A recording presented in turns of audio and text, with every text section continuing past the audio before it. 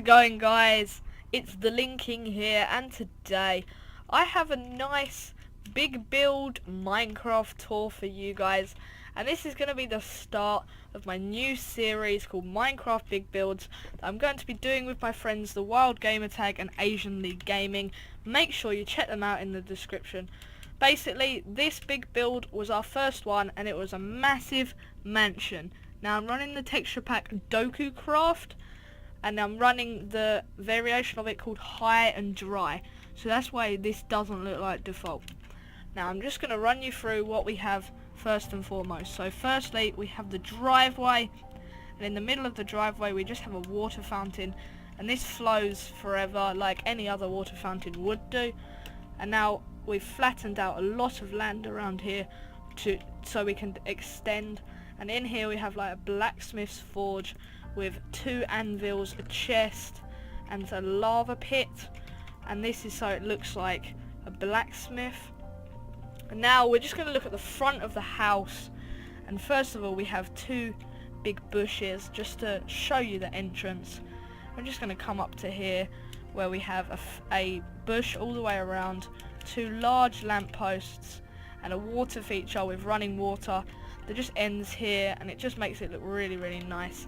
Now the first thing we have that might look little bit peculiar is these colour changing sheep, and you get this if you name them Jeb underscore. So as you can see, we have 1 on each side, colour changing sheep, and we have 2 banners here. Now once we go into the front door, we're just going to open this up, and under here we have flowing water and glowstone.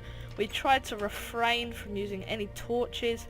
These are actually the only 2 torches on this map because glowstone is much more effective. So we're just going to miss this bit out for the moment. That is the upstairs. As you can see, the glowstone and water run all the way across. Now I'm just going to go straight into here, and we're going to go to the corner where we have our dual monitor setup. Now this is a dual monitor like you would have at your house in your gaming setup, and we just thought we'd add it. Then we have a really big plasma screen TV with 2 little plants on the side, bookshelves down the side to show like where you'd store the DVDs, and then a TV there. As you can see, there's windows so we can see out. There's lots of light coming in at daytime due to all the windows, but also we have a lot of light coming from the glowstone when at night, so that's really cool. So now in here we have a library, and we aim to make this much like a maze because old libraries are much like a maze, and we thought it would be really cool to do that. So as you can see, just got a library around here, nice and simple, and then a fireplace with a painting. Now this fireplace is only working because of this concrete on this stone blocks on the back. If those weren't there, the fireplace wouldn't work, and it would literally just set the whole house alight. So basically, if we get rid of those, it's game over for our server. Now this is an arcane enchanting station, and we have one on both sides just to make it look symmetrical. Okay, so now we've done the library and the gaming room, we're going to head straight out and head up the stairs to the bedroom area. So first of all, we have economic lighting with glowstone inside each of these, really cool flaps. Then we're going to head out here, there's just a wall and lots of windows. Then we have paintings and some doors. Now this is the TheWildGamerTag's room.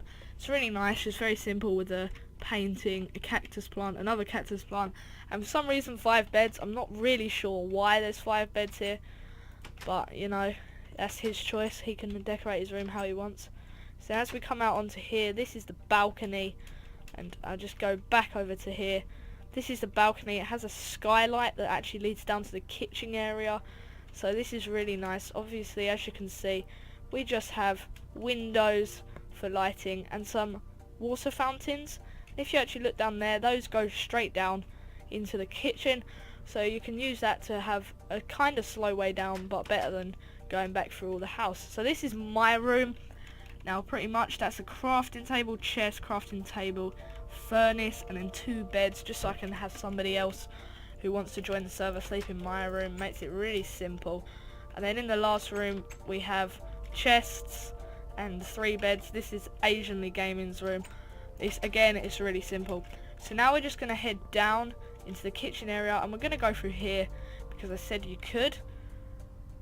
If we can actually get out of here, and we're just going to head back down to here, and this is the dining area, and as you can see over here we have the master seat, and if you actually sit in this you can actually look across over the table.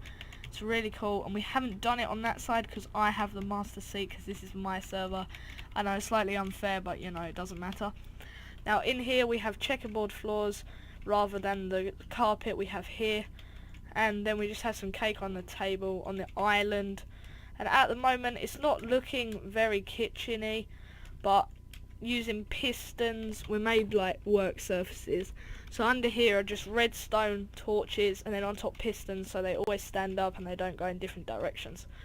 So now we're going to cross over the bridge, but before we do that we're just going to jump down here, and in here we actually have an underwater base. Now as you can see there's not really much there, but if you hit this lever using sticky pistons we can make the walls go up. I'll show you again. You just pull that lever again and it will come back. So using the sticky pistons behind here, they just push that forward, as you can see there. So now we're just going to go under here, and this is the underwater base. It is under the swimming pool, and we have a lot of glowstone again in here for lighting, and then just some chests. I'm pretty sure there's nothing in these chests, but you know, it doesn't really matter. It doesn't need anything in it. Now we have a working minecart system to get in and out of here. Basically you hit this button and off the minecart goes, and it will actually reach the end. Oh, if it would actually go. Oops, never mind. But it will actually reach a house out there where another person can press a button and come back. So that's the underwater base. It's not very detailed, but I think the best thing is the door. That's really, really cool. So now we're just going to head over into the garden. This is the first garden. It's very simple with lots of water features, and then we have a graveyard. I didn't actually say we should have a graveyard, but now I have it. It looks okay, and using like ivy you can make it have a like rustic feel. Now we're going to head back over to the other side where it's symmetrical, except from the fact this side doesn't have a graveyard. So now finally we're going to cross the bridge, and we're going to come to a swimming pool with 4 sunbeds and 3 lilos in the water. I chose to have those because every swimming pool has to have some lilos, doesn't it? And now we're just going to head back, and this is the pavilion garden. I have one on each side. They're absolutely symmetrical, and we used fences to make this pavilion, and then just used slabs and stairs to make the roof. It's really nice. It's just like a relaxing area to head around, and then we have iron doors there that open. I also used hedges and rose bushes just to give it an extra like coating around it so it looks good.